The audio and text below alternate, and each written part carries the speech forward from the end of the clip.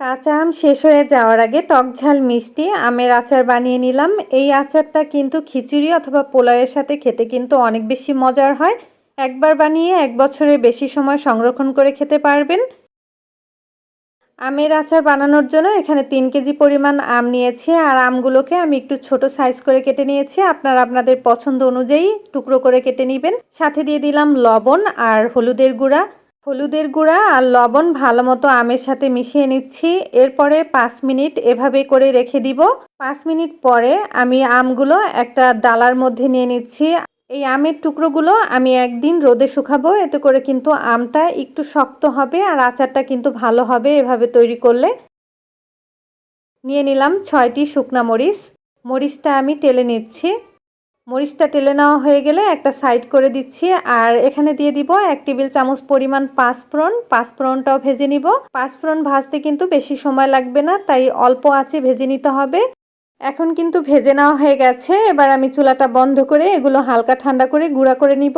এখানে আমি মেজারমেন্ট কাপের 1 কাপ নিয়ে নিলাম সরিষার তেল। সাথে দিয়ে দিলাম আস্ত শুকনো মরিচ 2টি। দিয়ে দিব 1 চা চামচ আস্ত পাঁচফোড়ন। পাঁচফোড়নটা এই শুকনো মরিচের সাথে কিছুক্ষণ ভেজে নিব, এতে করে খুব সুন্দর একটা ঘ্রাণ আসবে। ভেজে নেওয়া হয়ে গেছে। এখন দিয়ে দিচ্ছি 2 টেবিল চামচ পরিমাণ রসুন বাটা। আর এই রসুনটা আমি সিরকা দিয়ে বেটে নিয়েছিলাম, এতে করে কিন্তু আচারটা অনেক দিন ভালো থাকবে, সেই জন্য পানি ব্যবহার করা যাবে না। আর এখানে আমি আমগুলো শুকিয়ে রেখেছিলাম 1 দিনের মতো।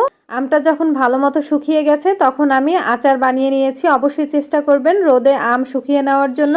তেলের মধ্যে 1 মিনিটের মতো আমটা একটু ভেজে নিচ্ছি, এতে করে আমের গায়ে যদি কোনো পানি থাকে সেই পানিটা কিন্তু শুকিয়ে যাবে। 2 টেবিল চামচ দিয়ে দিলাম কালো সরিষা বাটা। আপনারা যদি হলুদ সরিষা বাটা দিতে চান সেক্ষেত্রে 3 টেবিল চামচ দিয়ে দিবেন, আর কালো সরিষা বাটা হলে 2 টেবিল চামচ, কারণ কালো সরিষা কিন্তু একটু তিতা টাইপের হয়ে থাকে, তাই অবশ্যই একটু বুঝে তারপরে দিতে হবে। সরিষা বাটাটা ভালো মতো মিশিয়ে নিলাম। এরপরে দিয়ে দিচ্ছি চিনি। আমি এখানে মেজারমেন্ট কাপের 1 কাপ পরিমাণ চিনি দিয়েছি, কারণ এই আমগুলো একটু টক ছিল। সাথে দিয়েছি 1 চা চামচ লবণ। লবণ আর চিনিটা আমের সাথে মিশিয়ে নিচ্ছি। চিনির পরিবর্তে আপনারা চাইলে কিন্তু আখের গুড় দিয়েও এই আচারটি বানাতে পারবেন, তবে খেজুরের গুড় দিয়ে কিন্তু বানানো যাবে না। চিনিটা গলে অনেকটা পানি বের হয়েছে। আমি আরও কিছুক্ষণ জাল দিয়ে নিচ্ছি। এখন দিয়ে দিচ্ছি ভাজা শুকনা মরিচের গুঁড়া। এই মরিচটা কিন্তু তেলে গুঁড়া করে নিয়েছিলাম। ঝালটা কিন্তু আপনারা আপনাদের টেস্ট অনুযায়ী বাড়িয়ে অথবা কমিয়ে দিয়ে নেবেন। ভালো মতো মিশিয়ে নিচ্ছি। এই আচারের মধ্যে এখন দিয়ে দিচ্ছি 1 চা চামচ পরিমাণ বিট লবণ। অবশ্যই চেষ্টা করবেন বিট লবণটা দেওয়ার জন্য। আর দিয়ে দিলাম সিরকা 3 টেবিল চামচ। এই সিরকাটা দিলে কিন্তু আচারটা অনেক দিন পর্যন্ত সংরক্ষণ করে খেতে পারবেন, তাই চেষ্টা করবেন সিরকা দিয়ে আচার বানানোর জন্য। আমটা যেহেতু এখন অনেকটা নরম, তাই হালকাভাবে নেড়ে দিতে হবে যাতে করে আমটা গলে না যায়। আর চুলার আঁচটা কিন্তু এখন একদম মিডিয়াম লো আছে রাখতে হবে, নইলে কিন্তু নিচ থেকে লেগে যাবে, আর লেগে গেলে কিন্তু এই আচারটা খেতে ভালো লাগবে না। এখন দিয়ে দিচ্ছি পাঁচফোড়ন গুঁড়া। আর এই পাঁচফোড়নটা কিন্তু শেষের দিকে দিতে হবে, এতে করে কিন্তু আচার থেকে খুব সুন্দর একটা ঘ্রাণ আসবে।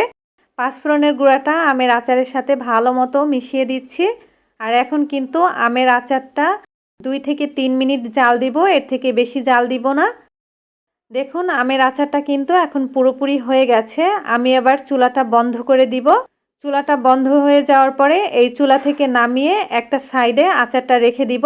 আমের এই আচারটা সংরক্ষণ করতে চাইলে 1 দিন রোদে শুকাবেন। এরপরে কাচের বয়ামে যদি এই আচারটা রেখে দেন তাহলে কিন্তু 1 বছরের বেশি সময় ভালো থাকবে।